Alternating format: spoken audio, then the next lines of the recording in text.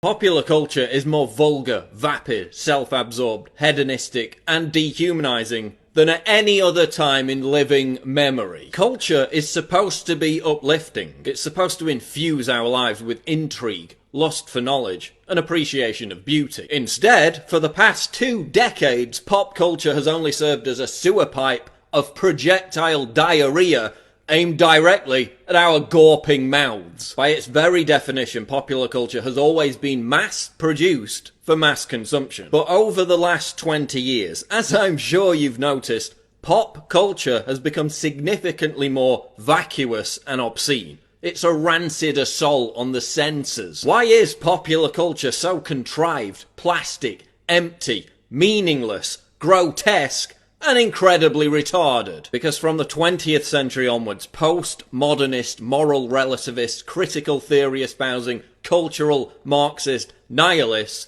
began to seize control of society. Postmodernism seeks to erase the distinction between high culture and popular culture. They want to turn everything on its head. In simple terms, postmodernists have sought to reshape society in their image. And that's why everything's so ugly. From architecture to art to music to entertainment, they're making everything hideous. The goal? To completely undermine the foundation of Western civilization and leave us open to subversion and capitulation. Look at television. TV's endless portrayal of broken families, emasculated male figures, and aberrant, nihilistic, droog-like youths. The stars of so-called reality television are virtually always narcissistic, amoral, and borderline insane. They have no redeeming traits, indoctrinating us with the idea that this is actual reality, that this is how we should act too. You're beginning to think that the tube is reality and that your own lives are unreal. You do whatever the tube tells you. You dress like the tube, you eat like the tube, you raise your children like the tube, you even think like the tube. This is mass madness, you maniacs! In the decadent late stages of a society, bizarre behaviour proliferates and is legitimised by the dominant culture. They're fetishising pathology. We're even seeing the mainstreaming of paedophilia by the news and entertainment media. Salon.com giving a platform to a wannabe child molester. Articles that legitimise watching child porn. A new Fox show that shows a transgender 6-year-old wearing a sadomasochistic ball gag. This is all intended to drag us down into the gutter. Once we absorb this kind of degeneracy, our moral filter is irreparably damaged. Studies show that the more TV you watch, the more depressed you are, even for active people who exercise regularly. And is it really any wonder, given the warped and corrosive view of humanity that is perpetuated by television? We are their cattle. We are being bred for slavery.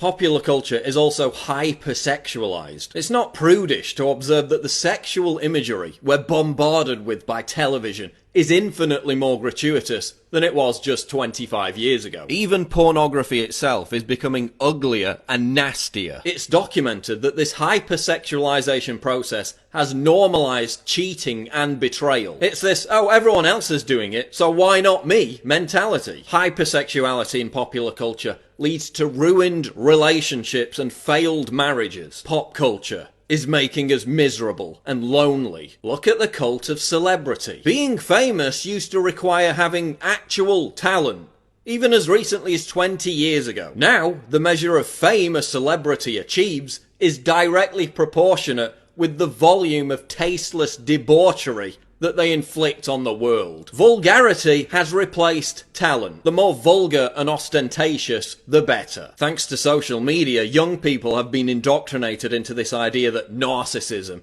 not fulfillment, not meaning, not authenticity, but narcissism is the ultimate measure of satisfaction and importance. Celebrity is just a reflection of that. So what do we look for in our celebrities? Talent?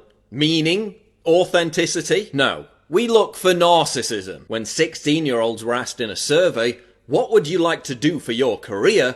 54% answered, become a celebrity. Yet nearly 70% of them had no idea whatsoever how they would achieve this. It's no surprise that since the explosion of celebrity-led narcissism, young people are more depressed than ever. Suicides amongst those aged 10 to 24 are up every year since 2010. Why are you all so unhappy? Because you're aspiring to something completely vacuous and unobtainable for the vast majority of people. Popular culture is making us miserable. Celebrities are now more revered than religious icons. This is why people suddenly turn into gushing morons whenever a celebrity dies. Rendered blubbering idiots over somebody they never knew and never even met. In many cases, someone they weren't even interested in until they died. It's like North Korean competitive crying every other week.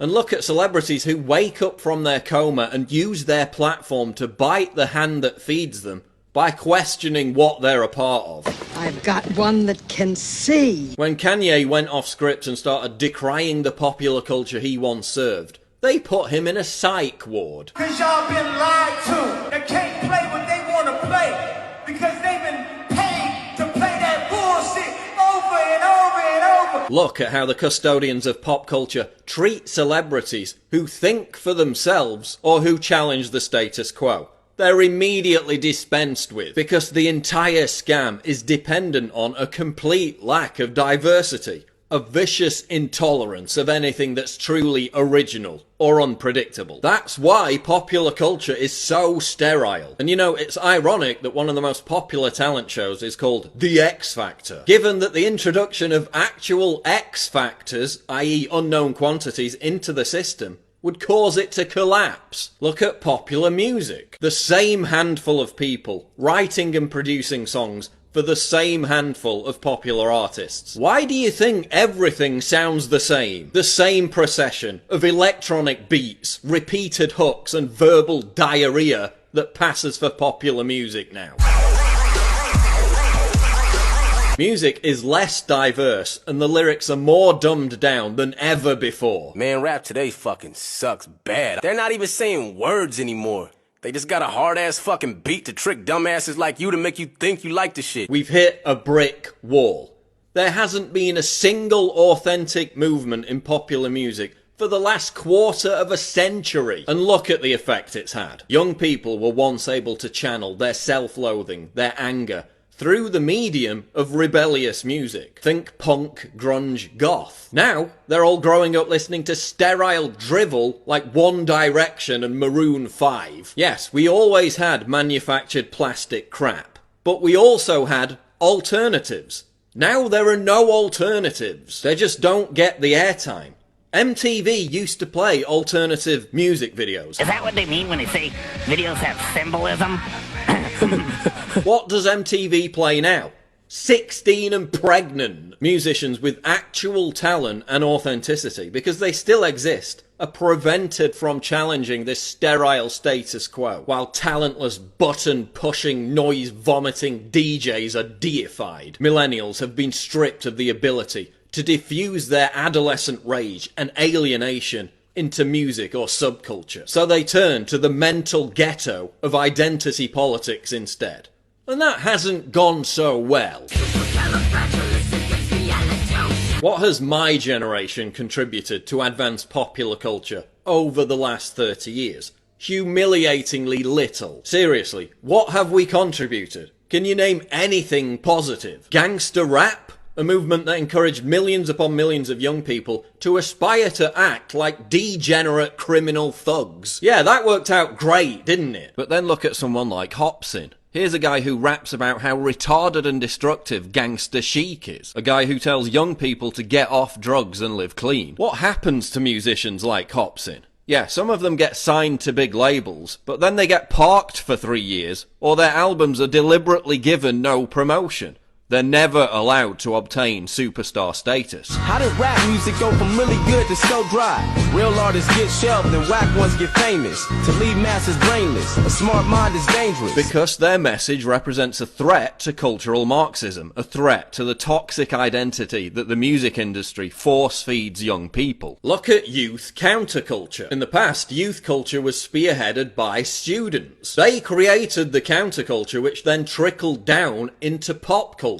What are students busying themselves with today? Safe spaces, political correctness, virtue signalling, and gender studies. When did being cool become about parroting everyone else's opinions? They are socially conscious citizens and are provoked by the loathsome presence of an unmutual. They are sheep. When did being hip become about writing laborious Facebook posts about how progressive you are? As Theodore Dalrymple noted, the pressure to conform to canons of popular taste, or rather lack of taste, has never been stronger. Everyone's petrified of constant social media surveillance by their peers. Reactionary! Rebel! Disharmonious. Rebel! Reactionary! And we force ourselves to swallow this rotten culture, just so we can feel an affinity with our peers. So we can fit in. That's why there's no discernible youth counterculture. It's all predicated on conformity. And kids today are so satiated with the deluge of entertainment on offer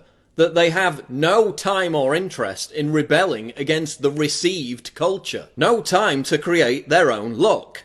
No inclination to form their own ideas about the world, when it's so much easier to just regurgitate what Russell Brand or Meryl Streep is saying. Whether it be fashion, art, music, literature, comedy, culture has been completely sanitized. There is no counterculture. And that's why, with very few exceptions, everyone looks the same. Same haircut, same beard, same clothes, same meaningless tattoos, same lazy cynicism, same political views, same outlook. There's no authenticity, there's no daring.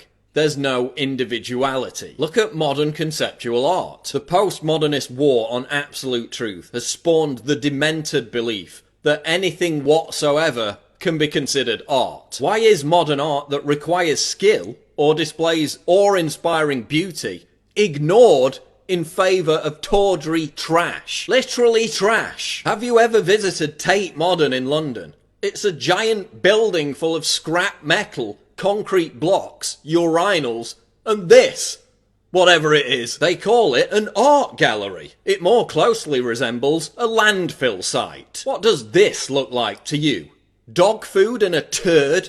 No, it's conceptual art. The postmodernists decree that literally everything has to be part of a social justice movement has also inspired feminists to offer up their bodily functions as art. A giant ass was nominated for the Turner Prize. I mean, forget full retard. We've gone full idiocracy. So we're told to genuflect over the deeper meaning of a 6-foot butt crack, while actual works of art are being renamed because the original title might be offensive. Look at modern theatre. We went from Shakespeare and Oscar Wilde to this.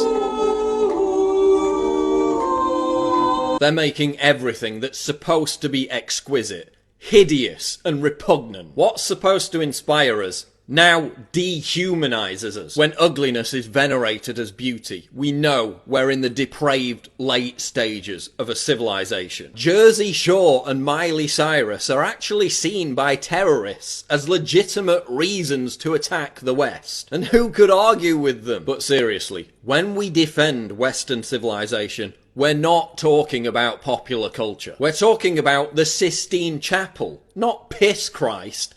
We're talking about Beethoven, not Bieber. But we've become bored of what we've inherited. The true meaning behind the rich tapestry of our cultural heritage has been forgotten. Popular culture, as it exists today, actually represents a direct threat to Western civilization, since it provides our enemies with a justifiable reason to destroy us. If we allow this to represent what we stand for, whatever moral superiority our ancestors earned will be eviscerated within a generation. That's why we need to constantly savage this notion that popular culture represents Western civilization. It doesn't. The weaponization of popular culture, as I've described it, is merely the reassertion of cultural Marxism. By making the culture that underpins our society completely meaningless and therefore rudderless, it can be easily overthrown. We need to reject popular culture in all its grisly, grotesque, dehumanizing forms. We need to encourage a new cultural renaissance that is once again inspired by beauty, talent, and the exaltation of human accomplishment.